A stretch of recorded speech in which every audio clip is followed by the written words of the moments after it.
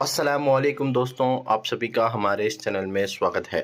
آج ہم بات کریں گے کشن گنج کے کچھ ایسے ودھان سبھاؤں کی جہاں پر پچھلی مرتبہ مجلس اتحاد المسلمین پارٹی نے ریکارڈ توڑ کامیابی حاصل کی تھی، اور اس مرتبہ کے 2025 کے ودھان سبھا چناؤ میں یہ مارجن اور بھی بڑھتا ہوا دکھائی دے گا۔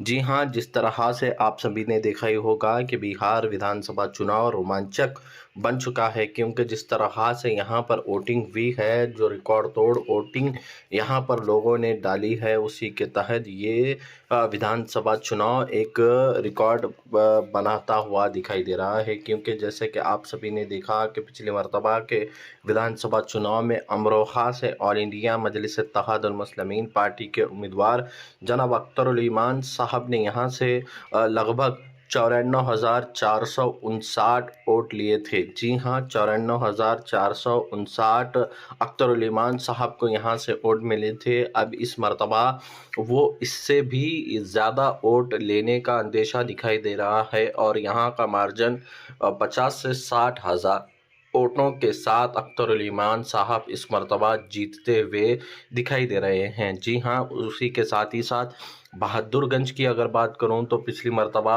یہاں پر مجلس اتحاد المسلمین پارٹی کے امیدوار کو 84,094 ووٹ حاصل ہوئے تھے، اور جیت کا مارجن 44,000 یہ ووٹوں سے یہاں پر مجلس اتحاد المسلمین پارٹی نے جیت حاصل کی تھی۔